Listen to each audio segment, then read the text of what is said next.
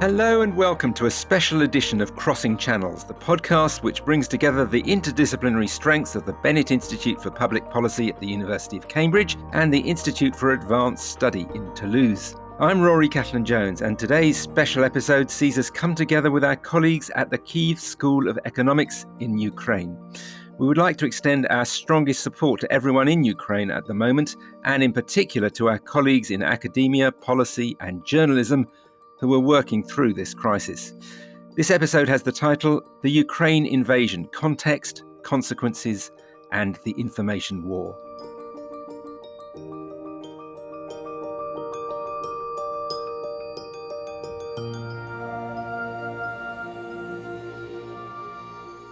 To explore these issues today, we are very lucky to be joined by Nataliia Shapoval from the Kyiv School of Economics. Nataliia, thank you so much for joining us at this time. Can you tell us briefly, first of all, what you work on, what your main research interests are? Hello, everyone. So I'm head of a local think tank in Ukraine. I work on all kinds of areas that are policy relevant during a certain period of time.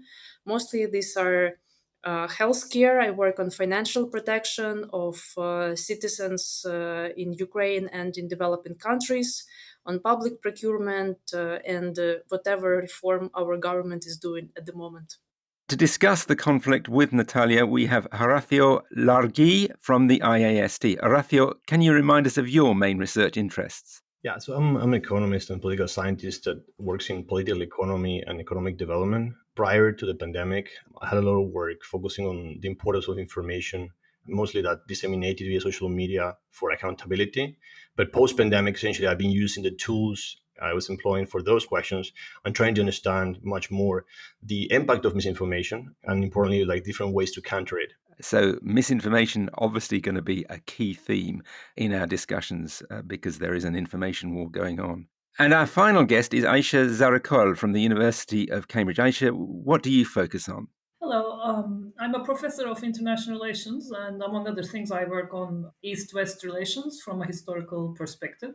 And most recently, I'm the author of Before the West, which came out yesterday. So, Thank you very much. Obviously, I'd like to start by asking Nataliia a simple and pretty obvious question. What is life like in Ukraine for you right now, for you, your colleagues and families? So I left Kiev, the capital city where I lived on 21st of February. We woke up from the airstrikes in Kiev and went out of the city with my husband and several of our relatives.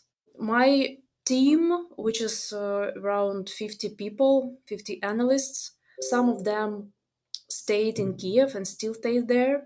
Some of them were mobilized, so they voluntarily joined the military forces the first day of the war. And with most of our team, we have still a connection, even those who are fighting in the military or in territorial defense units. In general, the country can be divided into two parts. One part is where the active military action is going on, like Kiev or Kharkiv or Donetsk or Odessa or Sumy.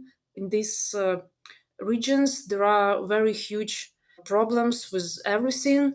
They mostly are disconnected from electricity, heating, gas, have water supply problems. Some cities are distracted completely, and people are being evacuated to the degree the system can cope with that. But then there is another part of the country which is mostly western and central Ukraine. And in this part, business is working. There are no kinds of huge economic issues, so everything is working. Of course, on all territory of Ukraine, there are military forces, territorial defense units. On the roads, you would have posts. Everyone is being checked what's going on. In every city and village, mobilization is going on. Soldiers are being sent to different locations. Near the borders of Ukraine, in the west, there are long queues for transport and for people because some are trying to relocate, some are trying to get back. Some people are very much okay, like I am. I relocated from my flat, and I have only like one sweater and one pair of shoes with me, but I never I'm okay. I always lived like that. But for some people, it's much more difficult because they did not have savings. They have relatives that cannot move or who have very serious diseases, and they are totally in different situation. Many families had to send their men to military forces. So in general, that's how it looks right now.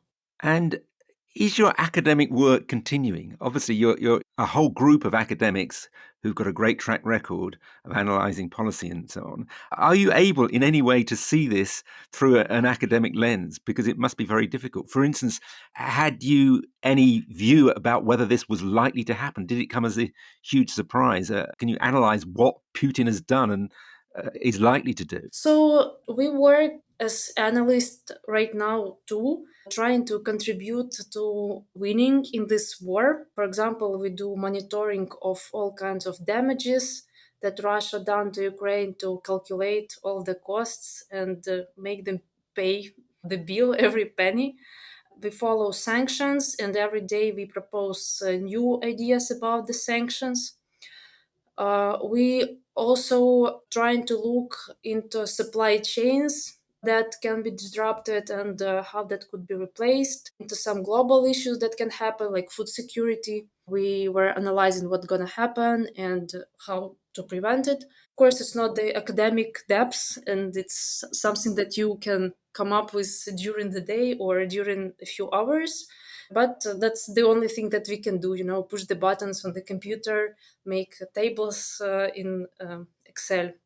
We also try to collaborate with our partner institutions in US and in Europe and involve them into some questions. And we try to participate in as many conferences and events about the war to bring the perspective of Ukrainian people into the discussion and give Ukraine more agency, because there are many frustrating things for us in how this question is being covered of the war. Tell me about that. What are your frustrations? Firstly, it's very frequently about Putin and Russia, and then about US and Europe. Like Ukraine doesn't have agency here, which is of course not true. Secondly, what I really hate is when people start discussing Putin's strategy.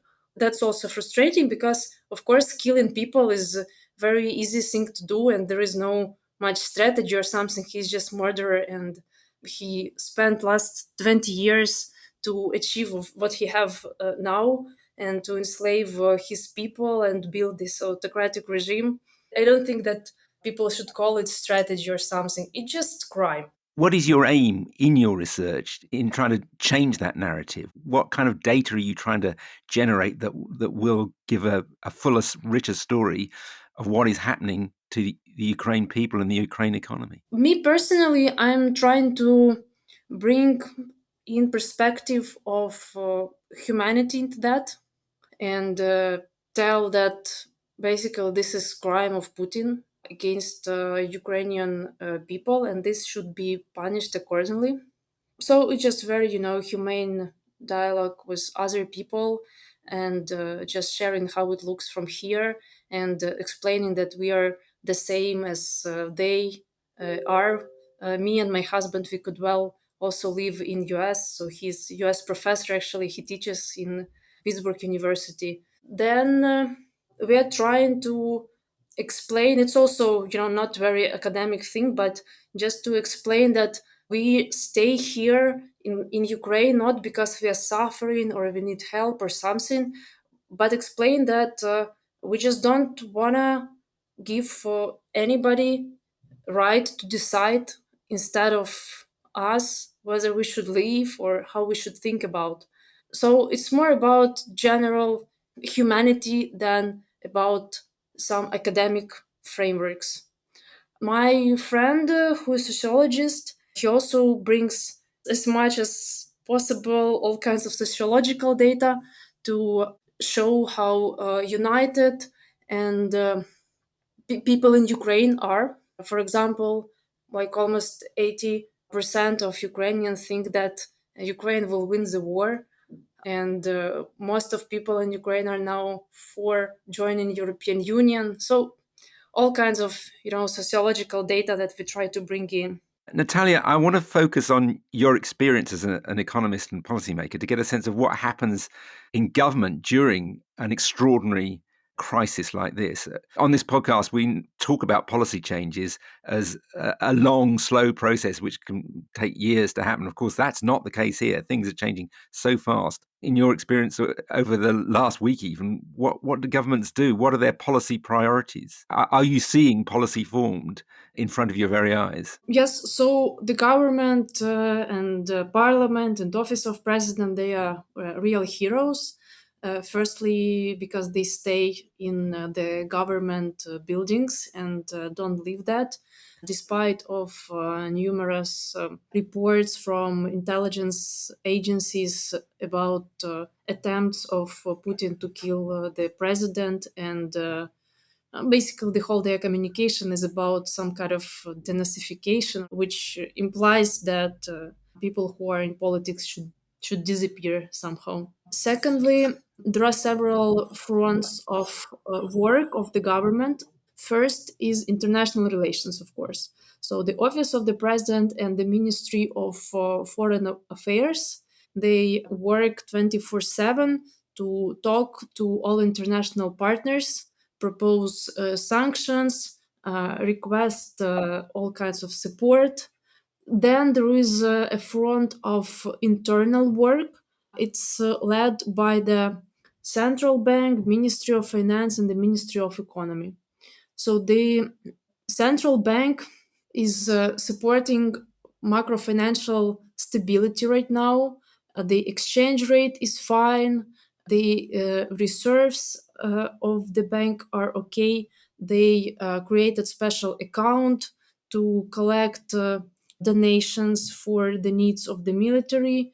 So there are all kinds of macroprudential regulations, and they are being changed in order to make it easier to donate to Ukraine in all kinds of currencies, etc. They also issued special military bonds for internal markets to collect money for the needs of the military forces of Ukraine.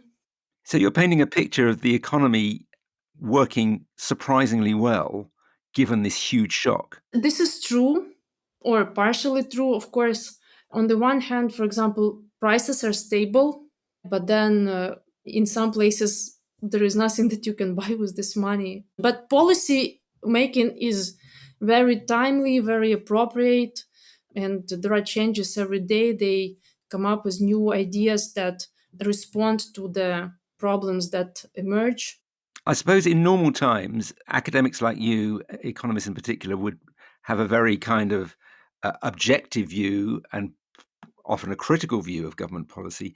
But is there a feeling now that that just would not be appropriate, that you're all in this together, your job is more to lend support to the government in every way possible? That's a very good comment. Of course, my work as a think tank is to evaluate what the government is doing, make some proposals. Some of my teammates are sometimes quite critical about what the government and the president office are doing. But right now, I guess the general feeling in Ukraine is that we all are impressed with how well the government is responding to the situation, and we all are impressed with the behavior of the president, with his courage, and with how capable he is of telling the truth to all these big guys in US, in Russia, and everywhere. So it's not, the consideration of whether it's appropriate or not. It's just we genuinely are respect what's being done by them and trying to help in every way possible. What impact do you think that it's very obviously it's ridiculously early to say this? What lasting impact is this war going to have on Ukrainian culture, Ukrainian society that would stay even if amazingly, the Russian troops were to just leave? Will there be lasting impacts? I think the world will not be the same after this war in many respects. First, huge impact for the world for the upcoming year or maybe even several years is related to food security. Ukraine and Russia are about 1/3 of global market of wheat and corn and some agri products. And right now it's a period when farmers and agri holdings should be like doing all kind of planting seeds, putting fertilizers into the ground, and this is not happening either here and in Russia. It's also distorted, so there will be significant influence on the global market, not only in terms of prices but also through deficit. There are around 400 million people in the world that are like end users of Ukrainian agri products. They might not receive that. Some of the products can be substituted, but like wheat can be substituted by rice, for example. But then food for animals that are brought for meat, it's not that easily substitutable. So there will be all kinds of effect. Then energy market in Ukraine and in Europe in general will change, maybe to better, because I think the world will not allow Russia to have such a leverage on the natural gas market and oil market as they had before. It was so ironic that just before the war, during the whole winter, Russia was charging several times higher price for the natural gas from Europe just to create the reserves for the central bank and have enough liquidity to conduct the war. It's so like stupid to be in this situation right now, and I think it will change. All countries will diversify, and Ukraine will become like independent with our energy resources. That's for sure. Ayse Zarakol, how does this all change Ukraine's standing? I mean, obviously, extraordinary support for Ukraine. Does that persist in your view? I think so, yes, to some extent. This has made an impression on Western publics in a way that other, even previous conflicts in Ukraine haven't. So I think that's going to be remembered, and there's going to be. I mean, of course, there is material pain and real suffering, but in the long term, I think it will help Ukraine's standing in the international community, and there will be some good things maybe to come out of this period of suffering for Ukraine. I'd like to move the conversation on to what is one extraordinary factor in this, the information war. And Horacio Larreguy, this is your specialism. You've had a look at, particularly during the pandemic, the epidemic of misinformation. What are you observing about who's winning that information war?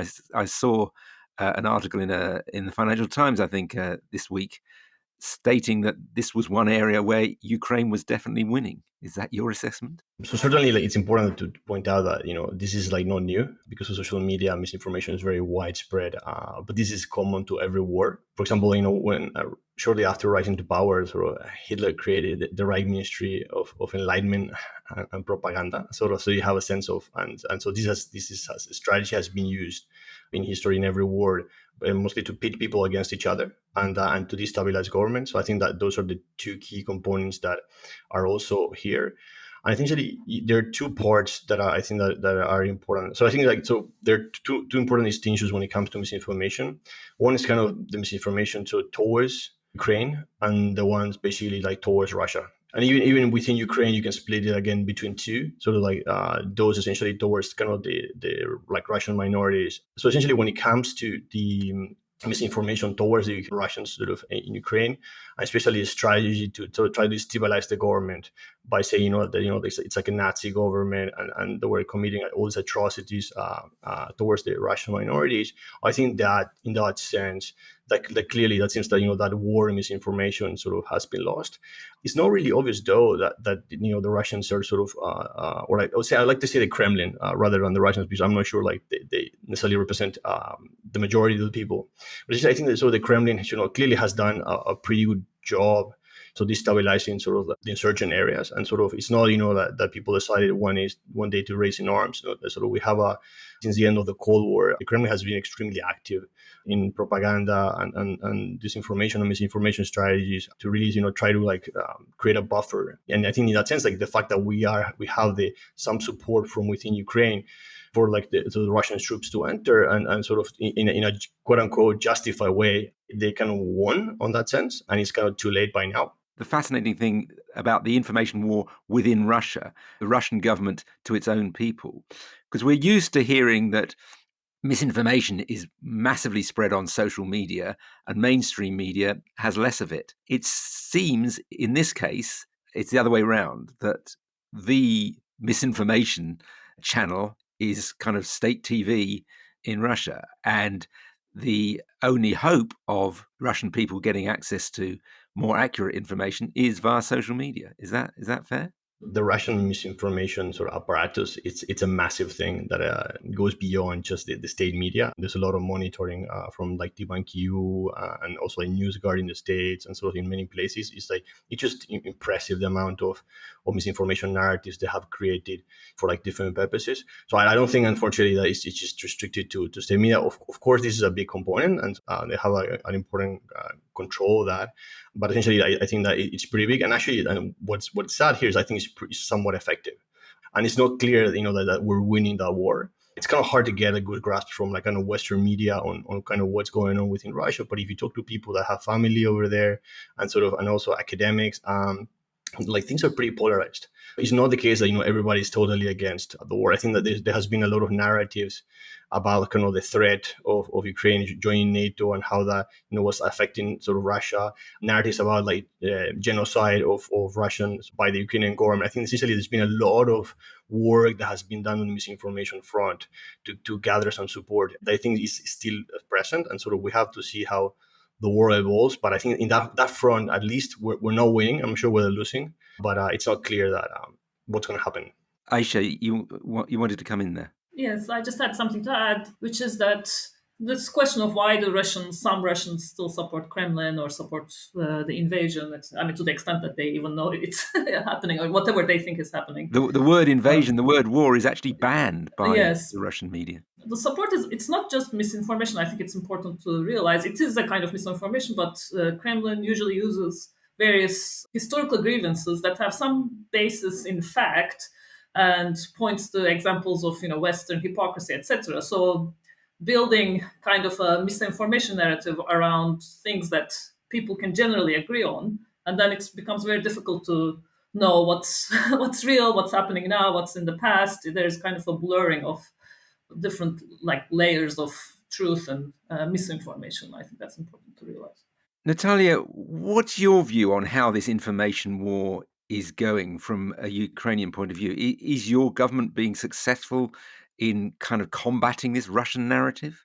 I think my government is very effective on the global arena and very effective in getting the messages about how important military support is now, sanctions, and mobilizing international community.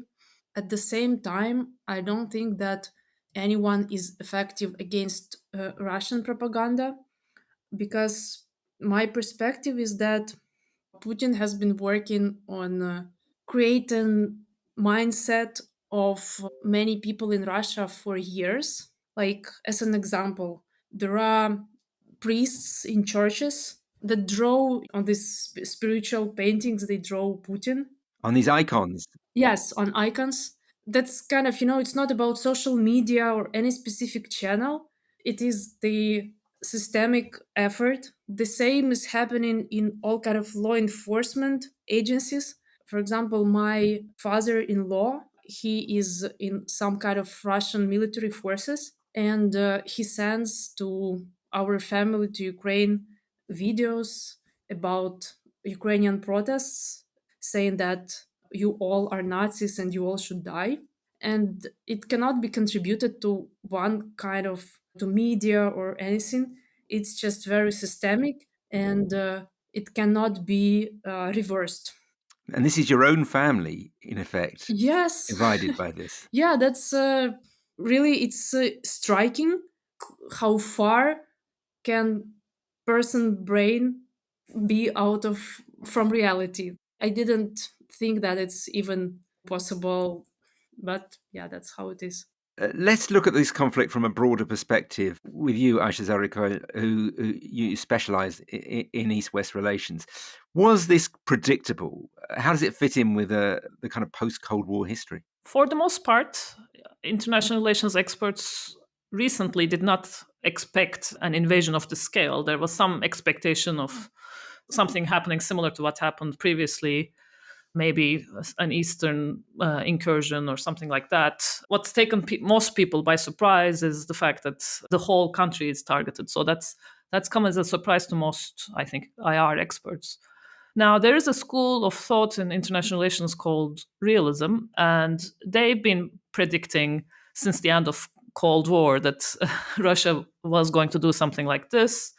And it's a line of argument that puts most of the blame on Western expansion, essentially into Russia's neighborhood, or what they call the backyard. And it's only natural, they argue, that Russia and Putin was going to do something aggressive in return. But I think that line of argument overlooks a number of things. First, it overlooks, as Nataliia said, Ukrainian agency, and Ukrainians genuinely expressed desire to make their own choices about which community they wanted to belong to. So putting all the blame on the West makes it seem like Ukrainians had no say in the matter.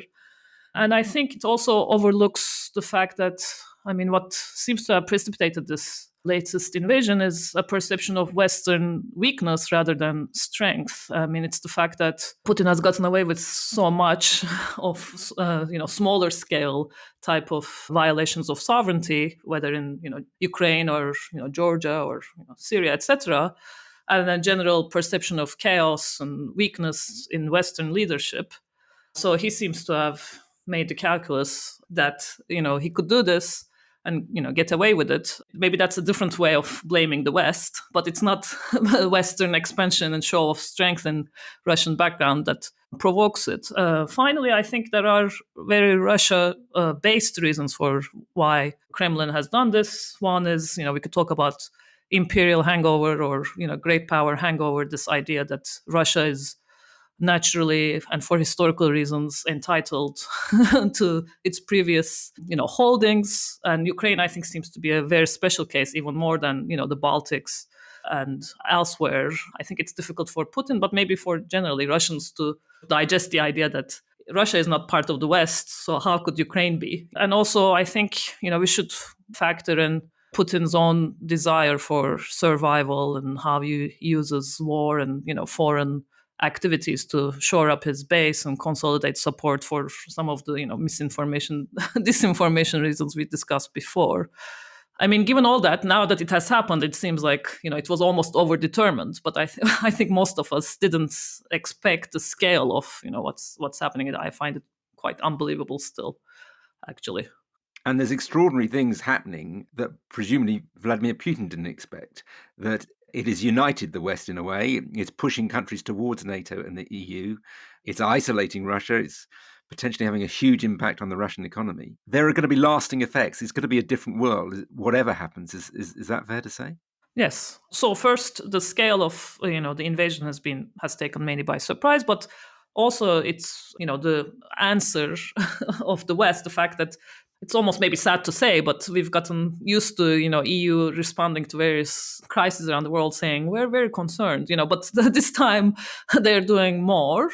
I mean, what they're doing may not be enough still in the short term, but at least they've seemed to, not just the EU, but the West as a community, have come together in a way that's also signaling to other states that are more peripheral. Like, I'm originally from Turkey, Erdogan was hedging his bets, but now, reading the tea leaves, I think he's seeing he has to kind of stick with the Western community. And I think we're going to see, if the West can keep it up, we'll see more and more on that. And also involving, others like India and China.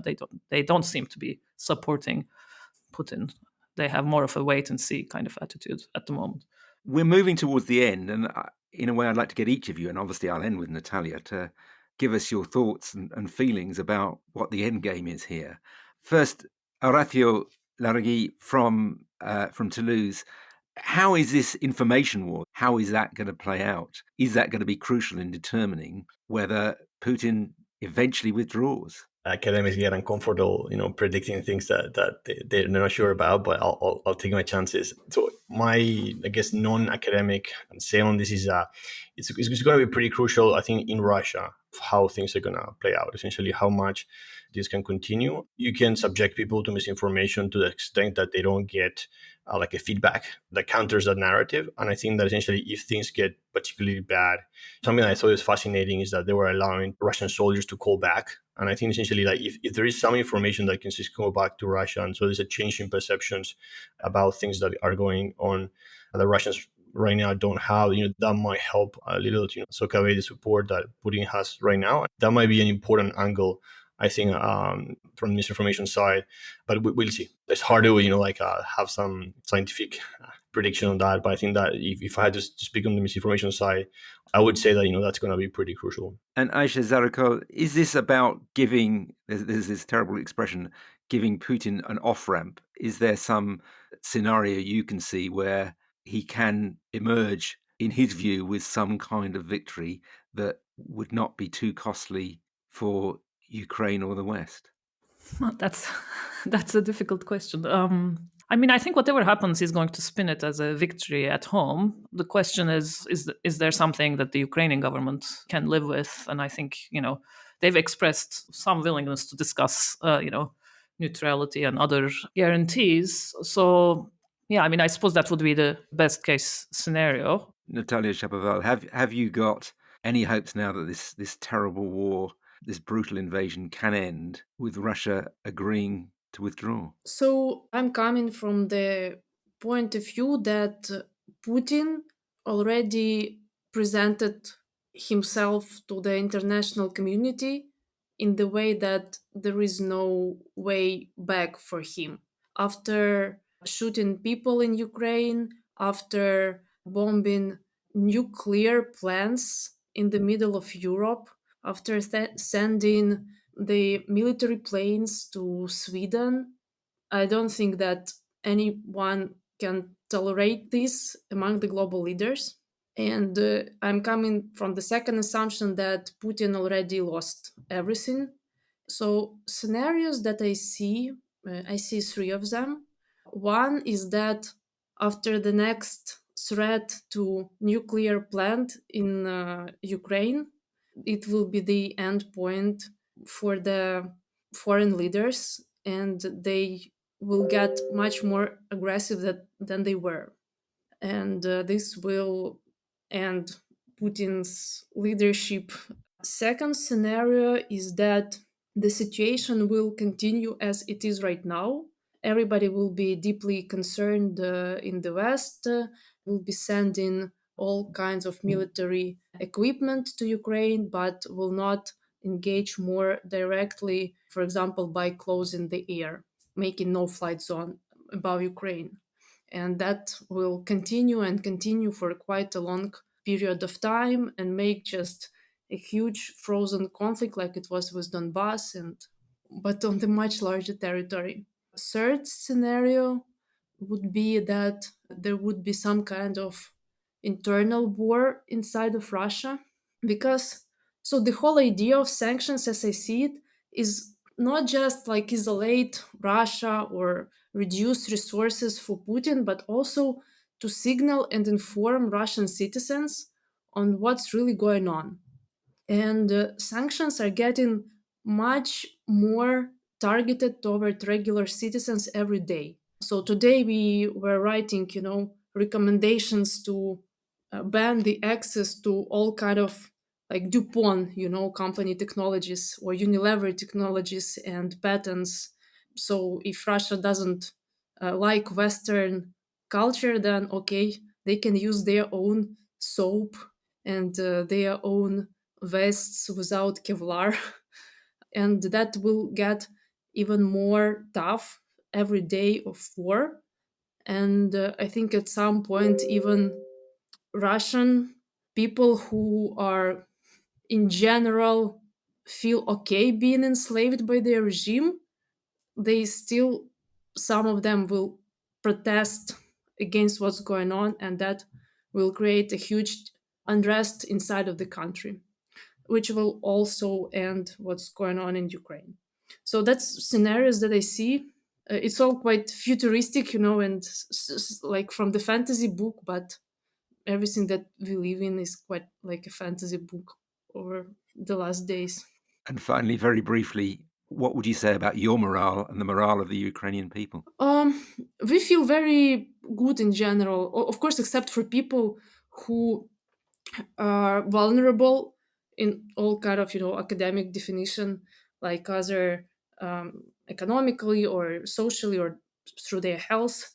The rest are very much okay because we feel very true to ourselves by fighting against evil, and we feel very united, and we feel actually support of all the countries, of all kinds of communities around the world, and we are on the good side of the history, and we just don't wanna live in the world where killing of people can be tolerated. So we don't feel suffering or anything, and we fight, and we are sure that we will win in this war. Well, I'm sure I speak for all of us in saying we wish you and the Ukrainian people all the best in your attempts to repel this invasion. That's all we have time for on this episode. Thanks to our expert panel, Ayse Zarakol from Cambridge University, Horacio Larreguy from the IAST, and Nataliia Shapoval from the Kyiv School of Economics. This episode was recorded on Friday, the 4th of March. Given the pace of change in Ukraine, events may have overtaken us by the time of release. And please join us next month for another edition of Crossing Channels.